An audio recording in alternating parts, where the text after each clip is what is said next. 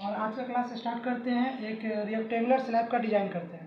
आपको एक rectangular slab का साइज दिया हुआ रहेगा और साइज जैसे कि देख लीजिए, ये साइज है 10 मीटर बाई 25 मीटर। और इस स्लैब का आपको थिकनेस फाइंड आउट करना है कि इसका थिकनेस क्या होगा। तो थिकनेस निकालने के लिए thickness in the depth of slab, जैसे ये स्लैब है तो ये आपको इधर से हम साइड व्यू दिखा रहे हैं, तो यहाँ से ये डेप्थ क्या होगा स्लैब का, ये आपको फाइंड आउट करना है। तो इसको फाइंड आउट करने के लिए आपको क्या करना पड़ेगा कि मैक्सिमम मोमेंट कितना अकर हो रहा है इस पूरे स्लैब में। आपको एक एक कॉर्नर पॉइंट, 4 कॉर्नर्स है और सेंटर है, कहीं भी किसी भी पॉइंट पे मैक्सिमम मोमेंट कहाँ अकर हो रहा है। यदि हम मैक्सिमम मोमेंट को फाइंड आउट कर लेंगे, अगर मैक्सिमम बेंडिंग मोमेंट को से हम अपने स्लैब को बचा लेंगे डिफ्लेक्शन से, तो समझिए कि हमारा स्लैब क्या होगा, सेफ हो जाएगा। तो इसीलिए हम मैक्सिमम बेंडिंग मोमेंट कहाँ अकर हो रहा है उसको फाइंड करने का करते हैं। ठीक है, तो एक इस क्वेश्चन में 2 पार्ट है। एक सिंपल है कि रेक्टेंगुलर स्लैब दिया हुआ है, उसका साइज दिया हुआ है, इसके लिए करते हैं। और फिर सेकेंड पार्ट है कि आप देखते हैं कभी कभी कि स्लैब होता है और स्लैब के किसी पॉइंट से क्या करते हैं, क्या एक पार्टीशन वाल खड़ा करते हैं। ठीक, पार्टीशन वाल आपको कभी कभी बनाना पड़ जाएगा, जैसे कि आपका रूम का साइज़ ज़्यादा है या कोई हॉल है और बाद में आपको क्या करना है कि उसमें कहीं से एक वाल आपको करना है। तो इसमें आपका साइज़ दिया हुआ रहेगा, आपको हाइट भी पता रहेगा, तो आप कहीं भी वाल नहीं जोड़ सकते हैं। इसके लिए आपको स्लैब का भी डिजाइनिंग होना चाहिए उसी के अकॉर्डिंग। आज जैसे कि आपका यहाँ ब्रिक वाल होगा तो ब्रिक वाल का अपना सेल्फ वेट होगा और सेल्फ वेट होगा ब्रिक वाल का, तो वो वेट इसके लिए एक डेड लोड का काम करेगा। तो डेड लोड का काम करेगा और इसका डेड लोड ज़्यादा भी हो सकता है, क्योंकि ये डिपेंड करेगा इसका लेंथ कितना है और इसका कितना का कर रहे हैं, यानी कि 250 mm का हम लोग करते हैं जनरली। ठीक, तो उसके लिए भी हमको डिजाइन करना पड़ेगा पहले स्लैब का। तो पहले हम देख लेते हैं कि विदाउट पार्टीशन वाल कितना बेंडिंग मोमेंट आ रहा है, वो पहले निकाल लेते हैं। उसके बाद क्या करेंगे कि एक पार्टीशन वाल के कारण कितना बेंडिंग मोमेंट आएगा उसको निकाल लेंगे। दोनों बेंडिंग मोमेंट निकाल के दोनों को जोड़ देंगे, उसके अकॉर्डिंग हम लोग डेप्थ निकालेंगे। चलिए स्टार्ट करते हैं कैलकुलेशन और स्टेप्स आपको समझ में आ गए। एक और क्वेश्चन आप देख लीजिए, रेक्टेंगुलर स्लैब है और जो मेथड हम यूज करने जा रहे हैं वो नेवियर मेथड है। ठीक, ये आपने बीटेक में नहीं पढ़ा होगा, ये एमटेक का है और एमटेक में मैंने ये मेथड पढ़ा है। ये थोड़ा सा सिंपल मेथड है और इसका कंडीशन है कि all the edges are simply supported. All the edges are simply supported होगा तभी आप ये मेथड लगा सकते हैं। यदि क्या होगा कि अगर कोई आपका स्लैब है और दो तरफ से फिक्स है और दो तरफ से सिंपली सपोर्टेड है, तो आप ये मेथड नहीं लगा सकते। ये मेथड लगाने का कंडीशन यही है कि आपका 4 साइड से सिंपली सपोर्टेड होना चाहिए। चलिए स्टार्ट करते हैं कैलकुलेशन और एक एज्यूम कर लेते हैं कि कितना डेप्थ हमारा स्लैब होगा। जैसे कि स्लैब है, स्लैब का डेप्थ कितना होगा हम पहले से एज्यूम कर लेते हैं और उसी के अकॉर्डिंग कैलकुलेशन करते हैं। तो एज्यूम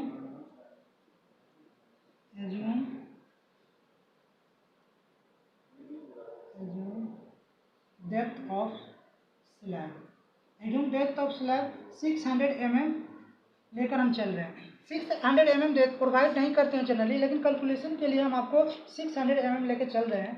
ठीक, तो अगर ये 600 mm का है डेप्थ, तो इसके कारण डेड लोड कितना होगा तो देखते हैं। Dead load equal to dead load 0.6 into unit weight of concrete. आप जानते हैं कि यूनिट वेट ऑफ कंक्रीट कितना होता है, 25 किलो न्यूटन पर मीटर क्यूब। तो मल्टीप्लाई कर देंगे 25 किलो न्यूटन पर मीटर क्यूब से, ये कितना आ जाएगा हमारा 15 किलो न्यूटन पर मीटर स्क्वायर, क्योंकि ये मीटर में हो जाएगा और यहाँ से मीटर क्यूब था तो मीटर, यहाँ से मीटर स्क्वायर, किलो न्यूटन पर मीटर स्क्वायर। यूनिट एरिया में कितना लग रहा है 15 किलो न्यूटन। ठीक है, अब डेड लोड आ गया स्लैब के कारण। अब हमारा इसमें लाइव लोड होगा। Live load in the sense of जब भी आप स्लैब बनाएंगे तो वहाँ तो हम लोग मूव करेंगे ना, तो हम लोग किस में आएंगे, लाइव लोड में आएंगे।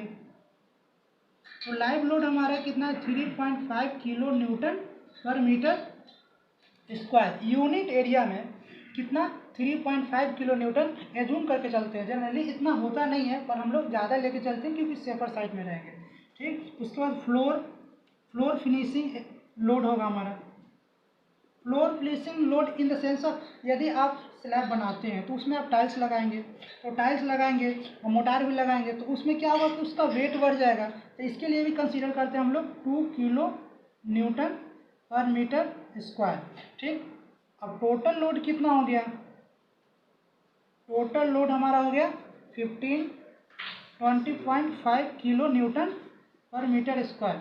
अब कभी भी हम लोग टोटल लोड जितना एक्ट हो रहा है उसके अकॉर्डिंग डिजाइन नहीं करते हैं, डिजाइन हम लोग फैक्टर लोड के कारण करते हैं। जैसे इसको हम थोड़ा सा एक्स्ट्रा कर देंगे, 1.5 फैक्टर ऑफ सेफ्टी लेकर 20.5, यानी कि ये हो जाएगा 30.75 किलो न्यूटन पर मीटर स्क्वायर। तो हमारा लोड कितना हो गया? क्यू डी, ये कितना आ गया? ये यहाँ तक विजुअल है ना, इसको आप मल्टीप्लाई कर दीजिए 1.5 और ये हमारा हो जाएगा 30.75 किलो न्यूटन पर मीटर स्क्वायर। ठीक है, हमारा क्यूडी निकल गया। उसके बाद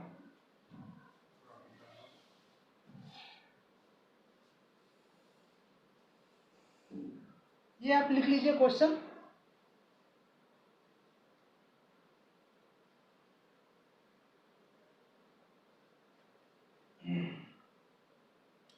और चलिए हम क्यू डी निकाल लिए हैं।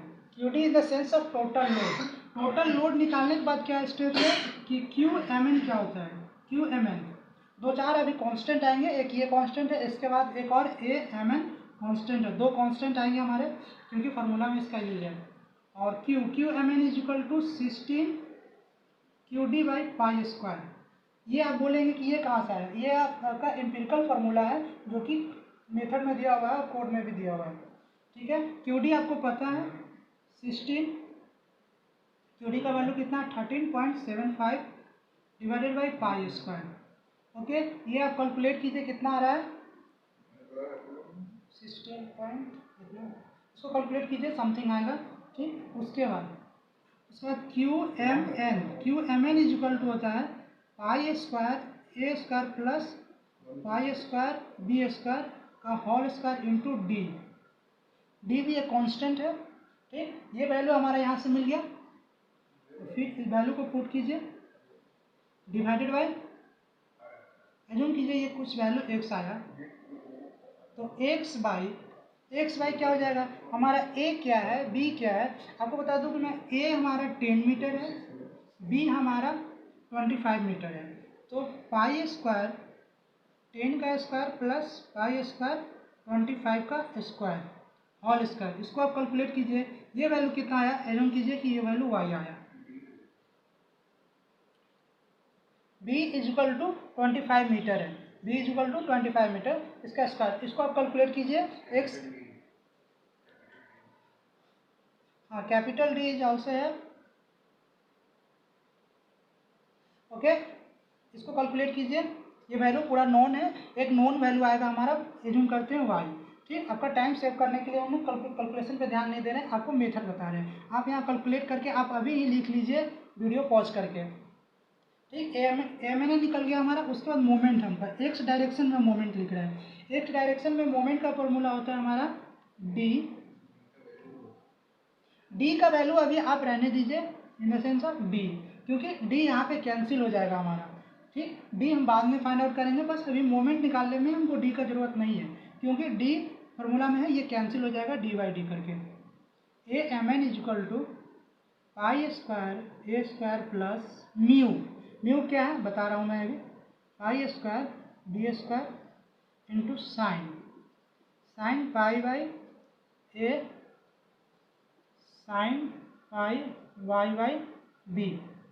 अब देखिए, आपको ए पता है, बी पता है। ठीक, एक्स और वाई क्या है कि एक्स डायरेक्शन में एक्स का वैल्यू, इस डायरेक्शन में वाई का value.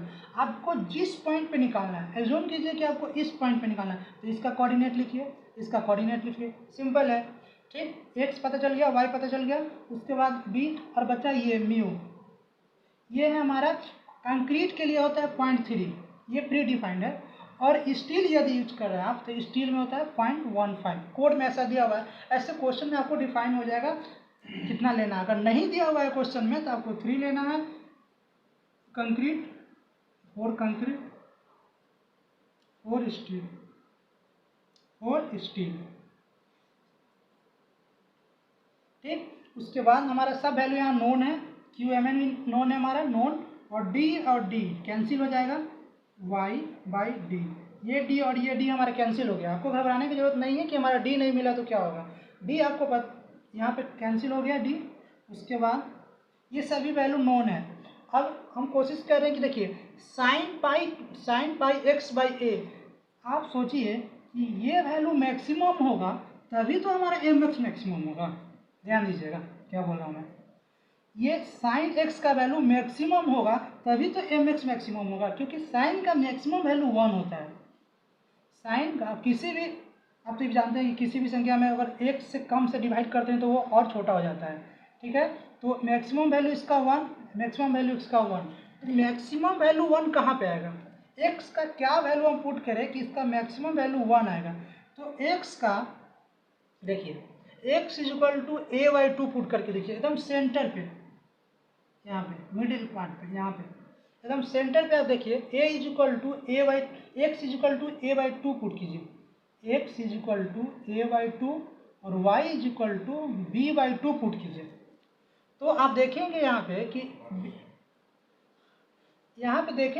a is equal to X is equal to A by 2, A cancel हो जाएगा और साइन 90 का वैल्यू हमारा 1 होता है। ठीक, तो ये भी 1 हो गया, ये भी 1 हो गया, तो इस पूरे का वैल्यू कितना हो गया? 1। ठीक, उसके बाद हमारा ये वैल्यू नोन है, ये भी नोन है। इसको कैलकुलेट कर लीजिए, यहाँ से आपका एक वैल्यू आएगा। ए का वैल्यू हमारा हो गया 10 का स्क्वायर, 0.3, पाई का स्क्वायर, बी का square in the sense of 25 का स्क्वायर। ठीक है, उसके बाद ये वैल्यू सब हमारा नोन है। एम एक्स का वैल्यू निकल गया, एम एक्स इजकल टू आएगा जो भी मान लीजिए, पी मान लीजिए, आप कैलकुलेट कीजिए और पी हमारा आ गया। इस मोमेंट को लेकर हम डिजाइन करेंगे डेप्थ का वैल्यू। ये हमारा एक्स में आया है, एक P kilonewton into metre, moment का डायमेंशन होता है किलो न्यूटन इंटू मीटर। हमारा एक्स डायरेक्शन में कितना मोमेंट आएगा वो हमको पता चल गया। अब हम देखेंगे कि वाई डायरेक्शन में कितना मोमेंट आएगा।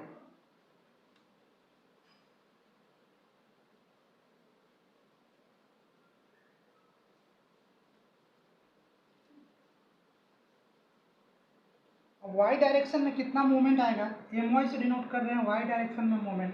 तो हमारा फॉर्मूला जाएगा D into A M N pi square A square into mu. जब एक्स डायरेक्शन में लिख रहे थे तो कॉफिशिएंट किस में था? वाई में। Pi square B into A into फिर similar formula sine pi X by A into sine pi Y by B, sine pi Y by B. ठीक, ये वैल्यू एक्स का वैल्यू ए बाई 2, वाई का value B by 2 put करने पे maximum value हमारा 1 आता है, फिर 1 आता है। ठीक है, और म्यू का वैल्यू आप जानते हैं, म्यू का वैल्यू जानते हैं कि 0.3 होता है। जब एक्स डायरेक्शन में लिख रहे थे तो कॉफिशिएंट यहाँ था, जब वाई डायरेक्शन में लिख रहे थे तो कॉफिशिएंट यहाँ है। बस डिफरेंस इतना ही का है और कुछ नहीं। ए एम एन का वैल्यू आपको पता है। ठीक, डी का वैल्यू कैंसिल हो जाएगा तो डायरेक्ट आपको एम वाई का वैल्यू निकल गया इनडायरेक्टली। एम वाई का वैल्यू सपोज कीजिए कि आर आ रहा। अब एम एक्स का वैल्यू हमारा पी आया था और इसका वैल्यू आर आया। सब कैलकुलेट कीजिए, सिंपल नॉन वैल्यू मिलेगा यहाँ से। ठीक, अब जो मैक्सिमम वैल्यू है, मैक्सिमम जो मूवमेंट है उसी के अकॉर्डिंग हम क्या करेंगे, डेप्थ का निकालेंगे। तो आप जानते हैं कि एक मोमेंट का फार्मूला क्या होता है, आप बीटेक में पढ़े होंगे। मोमेंट का एक फार्मूला होता है 0.138 F C K B D square is equal to, दोनों मोमेंट जो आया था उसमें से मैक्सिमम मोमेंट जो होगा उसको यहाँ पर हम लिखेंगे इंटू 10 के पावर 6, जो मैक्सिमम मोमेंट आएगा इंटू पावर 6। तो D square is equal to क्या हो जाएगा, इंटू 10 के power 6 divided by 0.138 F C K का वैल्यू क्वेश्चन में 30 दिया हुआ था, 30 इंटू 30। और बी क्या है, unit length in the sense of M में लिखेंगे, क्योंकि ये 10 की पावर 6 से इसलिए मल्टीप्लाई किए हैं कि ये किलो न्यूटन पर मीटर था। किलो न्यूटन पर मीटर को, देखिए किलो न्यूटन पर मीटर को चेंज कर रहे हैं आप mm में, तो 10 के पावर 6 हो जाएगा। ठीक, कितना 10 के पावर 6, क्योंकि देखिए यहाँ से किलो के लिए 3 आएगा, न्यूटन जैसे वैसे, फिर मीटर के लिए भी 10 के पावर 3, ये हमारा mm में हो जाएगा। ये कितना हो जाएगा, न्यूटन mm, न्यूटन mm। नीचे में भी mm था, न्यूटन यहाँ से पहले से था, तो ये हमारा कैंसिल हो गया, ये 10 के पावर 6 हो गया। उसके बाद b का भी वैल्यू mm में पुट किए, तो यहाँ से हमारा d का वैल्यू आ जाएगा, इसको रूट अंडर कीजिए, यहाँ से नहीं, यहाँ पे रूट अंडर कीजिए, ये वैल्यू कैलकुलेट कीजिए आप। उसके बाद हमारा d का वैल्यू आ गया, d का वैल्यू आ गया, उसमें अब कैपिटल D क्या होता है, ये कैपिटल D दूसरा है जो आपको पहले हम फार्मूला में दिखाए थे, AMN is equal to, moment में एक फार्मूला था वो नहीं, ये डेप्थ है। अगर डेप्थ निकालते, depth of slab, depth of slab के लिए क्या हो जाएगा, d प्लस 20 mm। स्लैब के केस में कितना लेते हैं, 20 mm लेते हैं क्लियर कवर, तो d यहाँ से जो वैल्यू आया हमारा इंटू इतना ऐड कर दीजिए, ये जो भी आपको समथिंग वैल्यू आ रहा है, नॉन वैल्यू, इतना mm हमारा क्या हो गया, स्लैब का डेप्थ हो गया। चलिए डिजाइन हो गया सिंपली। उसके बाद अब हम एक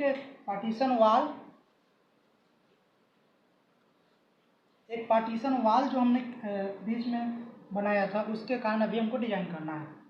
जल्दी से देखिए, देखिए ये हमारा क्या था, स्लैब, ये स्लैब था। क्वेश्चन आप क्वेश्चन में देखिए, अपने कॉपी में देखिए कि क्वेश्चन में बोला था कि 10 मीटर